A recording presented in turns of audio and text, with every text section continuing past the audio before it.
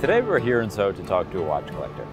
This watch collector is a guitarist, singer, songwriter, Grammy Award winner, and a friend of mine. His name is John Mayer, and today we're talking about watches.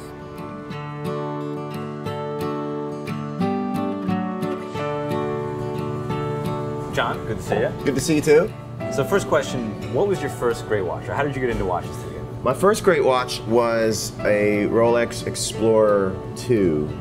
I had the same experience that everyone else has when they first get a really nice watch. People always do this. Wow.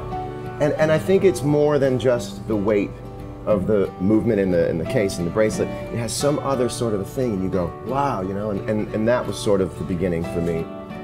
Are there any times that you think that you've lost, or any times that you regret buying a watch? Anything that you bought you just don't wear? Or? Yeah, the first 12 watches. The first 10 to 12 watches where you think you're amassing a collection. Yeah. You're not. Then, I think it was like a double red Sea Dweller. Then I kind of got it. It turned. That got me into old things. There's an art community. There's people who collect guitars. There's people who collect bottles of wine. There's people who collect cigars. You aspire to do well in life, and maybe you pick up a passion. There's always something to aspire to.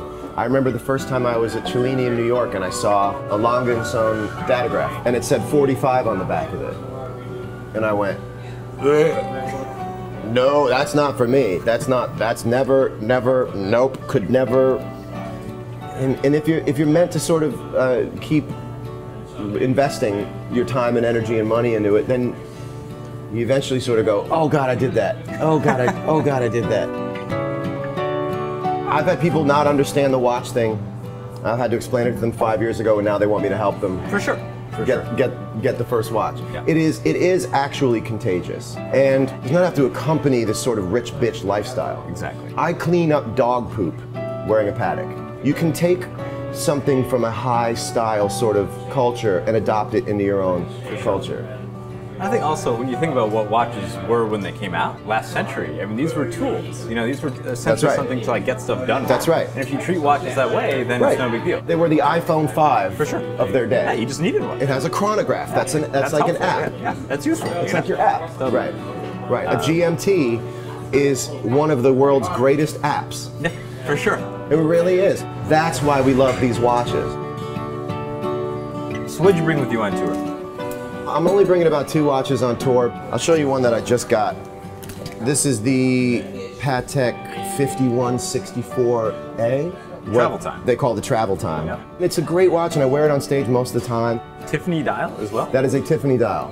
I don't think I've seen that before. I always like the rare inside. Look closer, but look closer, but look closer still. Look inside the A of Tiffany and you'll see a small photo of myself as a child, you know. The other watch that it sort of competes with on this tour is the new GMT Blue Black.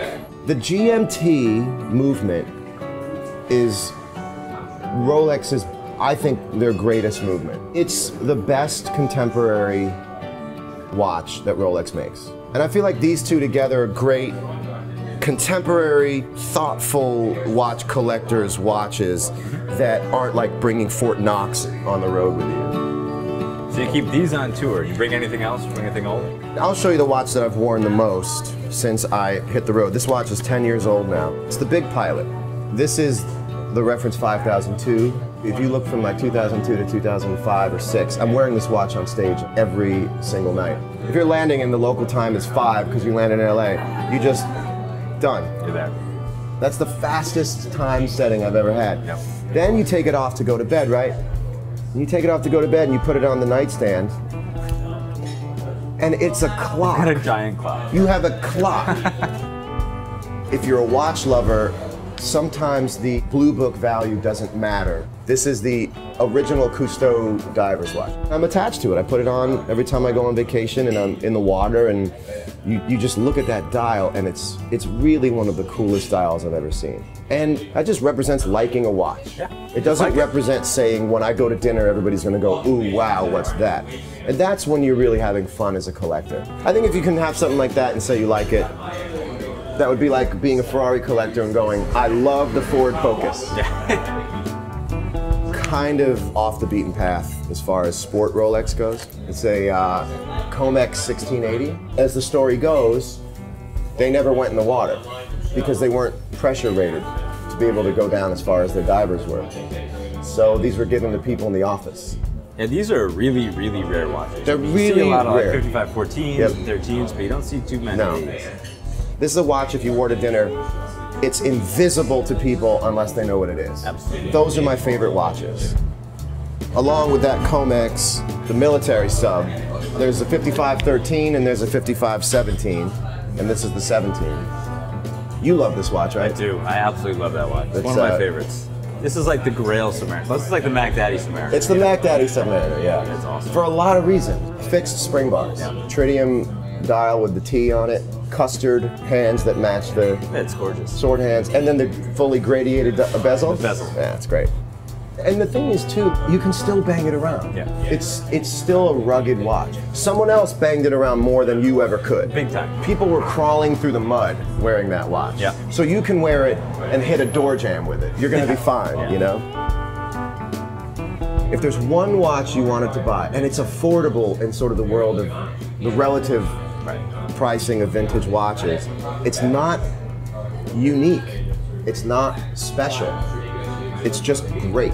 And it represents this sort of centerpiece of all vintage Rolex collecting, which is the 6263 non-Paul Newman Daytona. And I almost would say black dial. Yeah, you gotta go black. Black on black. Yeah, there's something about that watch. It's the only vintage Daytona you'll ever need. If you wore this out, people would go, that guy knows what he's doing. Absolutely. You know what I mean? It's one of the best watches ever made. It's one of the best watches ever made. Yeah. The other one that sort of is its mate, I believe, in my opinion, is the 5970.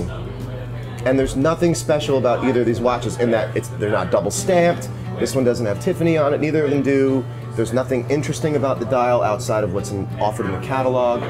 It's just sort of the Daytona of Patek. 5970, 3970 is as good as it gets. As good as it gets. It's just awesome. And by the way, what makes it even more special is as good as it may ever get. But they tell stories. I mean, that was my tour for 5-6 years. Yeah. That was me in Germany, jet lagged, tired, a broken shell of a man.